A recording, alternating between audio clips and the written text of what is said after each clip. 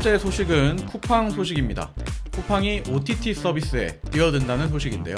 콘텐츠 수급에 열을 올리고 있으며 이르면 다음 달 출시 예정이라고 합니다. 중고거래 시장에도 뛰어들었는데요. 이 서비스 같은 경우에는 이르면 내년에 서비스를 만날 수 있다고 합니다. 거기서 그치지 않고 택배 사업자 신청서도 제출을 했다고 하는데요. 택배 사업의 새로운 표준을 만들어낼 수 있을지 잠시 후에 자세히 얘기 나눠보도록 하겠습니다. 쿠팡이 요새 뭘 많이 하네요. 그렇죠. 이거는 저도 헤드라인을 제가 읽으면서도 했습니다. 그리고 나서 이것도 했습니다. 네. 그리고 나서 이것도 했답니다. 이렇게 읽는데 좀 머쓱하더라고요. 약간. 그러니까 근데 또 얼마 전에도 이거 비슷한 거 있어요. 네. 맞아요. 쿠릉이라고 중고차 서비스를 맞아요. 하겠습니다. 뭐 이런 아니, 얘기 그래가지고 제가 읽으면서도 괜히 제가 낯뜨거워지는 그런 헤드라인이었는데 하나만 해도 원래 요즘 시장에 경쟁이 너무 치열해서 하나만 해도 잘 안착을 시킬 수 있을까 없을까 하는 와중에 쿠팡이 매주가 이제 늦다 하고 계속 새로운 브랜드들을 얘기하고 있는 그런 소식인 것 같아요. 네. 일단 뭐 저희 처음 OTT 서비스입니다. 네. OTT 서비스면은 이제 VOD들을 제공하고 뭐 볼 것들 넷플릭스, 왓챠 그렇죠. 이런 걸로 볼 수 있겠죠. 네. 네. 그 이제 싱가포르의 음. OTT 서비스를 저번에 말씀을 드렸었는데 네. 훅이라는 HOOQ 네. 네, 훅이라는 회사를 인수를 했어요. 아, 쿠팡이. 네, 그러니까 네. 훅의 이제 소프트웨어 사업 부분을 인수를 하면서 네네네. 뭔가 이 OTT 플랫폼을 만드는 쪽에서는 음, 좀 이제 기술력이 생겼다. 제반을 닦았다. 그렇죠. 네. 이거는 이미 굉장히 유명했던 거고요. 네. 올해 11월 출시. 그러니까 지금 11월 1일이잖아요. 방송한 날짜가. 맞아요. 그렇기 때문에 좀 늦어졌지만 음. 생각보다. 왜냐하면 이 콘텐츠 수급이 잘 안 됐나 봐. 아. 왜냐면 요즘 그 컨텐츠 제작 업계 쪽에서는 오히려 행복한 고민들이 되게 들어가는 거예요. 코로나 사태도 그렇고 예산도 굉장히 많이 풀리고 드라마 외주 제작 업체들도 네. 이제 사람이 없어서 일할 손이 없어서 계속 거절해야 되는 상황까지 오는 수준이라고 그래서 어떻게 보면은 이제 독점 컨텐츠들도 없으면 안 되지 않습니까? 이런 네. 데 할 때? 그런 부분에 대한 수급이 기존에 있는 왓챠나 넷플릭스 뭐 아니면 다른 우리나라 국내 OTT 서비스들도 독점 컨텐츠를 만든다고 하니까 그런데 조금 밀린 게 아닌가 뭐 이렇게 볼 수도 있겠네요. 네. 그래서 여기서 이제 저번에 말씀드린 것처럼 그 특허청에 네. 상표권 음. 출원을 한 걸 이제 이름을 보면은 네.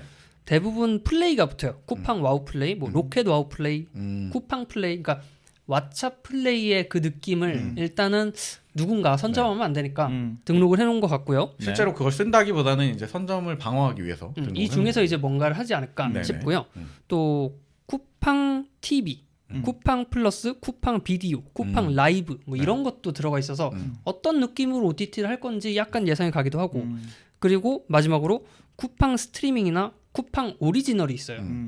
쿠팡 오리지널이면 넷플릭스 오리지널처럼 쿠팡에서 제작을 하는 거잖아요. 자체 제작을 할 테니까. 그래서 아까 말한 대로 그 오리지널 컨텐츠가 수급에 좀 문제가 있지 않았나. 네, 그 생각이 좀 듭니다. 원래 그 저희 이번에 뭐 VOD 서비스 올해 굉장히 얘기들 많이 나왔는데 네. 국내 OTT 서비스들도 사실 저희들 브랜드 이렇게 바꿉니다 하면서 항상 뭔가 나오는 게 독점 콘텐츠. 우리만 볼 수 있는 새로운 뭔가가 나옵니다. 대작 이런 것들이 있었는데 그런 걸 위해서 좀 필요하지 않았나. 네. 그래서 뭔가 그 미국의 어떤 회사가 떠오르죠? 그 저희 정글 같은 판매하는 그 회사요. 프라임 판매하는 그 회사요. 네. 그래서 거기도 마찬가지로 이 이커머스 시장으로 사람들을 끌어오기 콘텐츠가 좋기 때문에 네. 시작을 한 거고 굉장히 좋은 효과를 얻고 있죠. 근데 이제 아마존 같은 경우는 아마존 프라임이라고 하는 멤버십 서비스를 이미 하고 있고 네. 네. 쿠팡도 로켓 와우라는 이제 멤버십 서비스를 하고 있잖아요. 근데 네. 로켓 와우는 아직은 그 배송에 초점 맞춰져 있잖아요. 네. 가격도 너무 싸. 2,900원밖에 안 하잖아요. 근데 이 뭐 예를 들어서 로켓 와우 플러스 뭐 이런 식으로 해서 한 뭐 이것도 한 10,000원 네. 이렇게 해가지고 여러 가지 서비스를 묶어서 한다면은 충분히 경쟁력은 있지 않을까라는 생각이 듭니다. 네. 쿠팡 오리지널 이게 좀 이상하긴 해요. 왜요? 좀 그냥 진짜 그냥 쿠팡 오리지널이라고 하면 그 있잖아, 근데. PB 상품 같은 아니, 느낌 그 들잖아요. 곰곰. 그 쿠팡 오리지널이지. 곰곰 TV잖아. 그렇죠. 네, 그래서 약간 진짜 그런 느낌이에요. 쿠팡은 아직까지도 그런 쇼핑몰의 이미지가 너무 강해서 요거를 이미지를 어떻게 탈피할지 그런 것들은 조금 주목해볼 만한 부분인 것 같습니다. 네. 전에 무슨 그 보고서를 봤는데 분석 보고서를 봤는데 쿠팡이 이제 그 사업 부분 안에서 수익률을 내는 부분 중에 꽤 큰 부분이 그러니까 좀 간과할 수 없을 정도로 그 로켓와 멤버십 비용이 이제 크다고 성장을 했다고 하더라고요. 그것 때문에 사람들이 계속 들어오는 경우도 있고, 그러니까 어떻게 보면은 이 멤버십으로 사람들을 묶어놓는 것 자체가 모든 그 커머셜 사이트들의 약간 꿈 같은 거잖아요. 그치. 여기 이제 오직 이것만 쓰게 되는 거고. 아망드 같은 경우에도 그 멤버십 나오고 나서는 딴 데서 좀 비싸도 쿠팡에서 사게 되는 그런 게 있었으니까 그런 거의 연장선으로 이제 다른 서비스들까지 좀 묶으려는 게 아닌가 이런 생각이 드네요. 네. 그러면 요 스트리밍 말고 OTT 서비스 말고 네. 또 어디에 진출을 하느냐? 중고차 말고 이번엔 중고 거래입니다. 너무 많아. 중고 거래요. 네, 그 우리나라 이제 중고 거래라고 하면 네. 중고나라 아시죠? 네. 평화나라. 네. 그 시장에 뛰어든다라고 생각을 하면 될 것 같아요. 일단 저는 이거 보자마자 그런 생각이 들었어요. 택배 좀 편하게 해주나?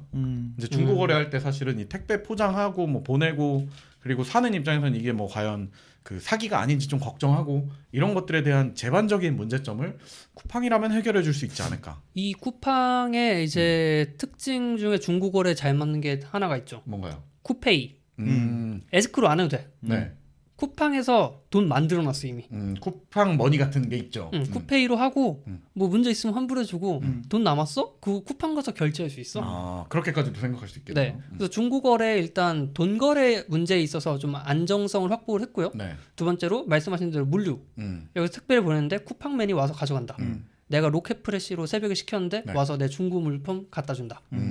번개같이. 딴 거 갖다 주면서 같이 갖다 주고, 그렇죠. 딴 거 갖고 오면서 같이 갖고 가고. 그렇기 때문에 이 쿠팡이 가지고 있는 이 유통망이나 네. 이런 걸 보면 중고 거래 꽤 괜찮은 것 같아요. 사실 말이 중고 거래지 상품이 뭐냐는 중요하지 않고요. 네. 누구나 쿠팡이 입점해서 판매를 할 수 있다고 생각을 해봐. 그렇게 바뀌는 걸 수도 있겠어요. 그거랑 똑같은 오픈마켓처럼. 거죠. 네. 기존에도 쿠팡 그 물건 사는데 보면은 그런 게 있더라고요. 내가 뭐 예를 들어서 애플 펜슬을 사려고 하는데 애플 펜슬 정가가 이렇게 있고 밑에 새 상품, 중고 중고품 이렇게 해서 가격이 더 싸. 눌러봤더니 중고품이라고 해서 뭐 배송이나 이런 게 다른 게 아니고 똑같이 로켓 배송 타고 오더라고. 맞아요. 중고품도. 그럼 그런 거 보면 이미 제반은 다 준비가 돼 있는 것 같은 그런 느낌이 좀 드네요. 네. 네. 그리고 뭐 이제 이 거래 시장이 꽤 커질 만큼 커졌으니까 네. 놓칠 수 없겠죠. 이 당근마켓 같은 경우에 왜 저희가 그런 소식 한번 전해드린 적 있습니다. 국내 그 커머셜 사이트 중 1위가 네네. 당근마켓이다라는 얘기가 있었어요. 물론 이제 당근마켓과 그때 당시에 쿠팡, 뭐 11번가 옥션 이런 데는 이제 타겟층이 다르지만은 그런 걸 좀 봤을 때 좀 자극을 받은 걸 수도 있을 것 같습니다. 네.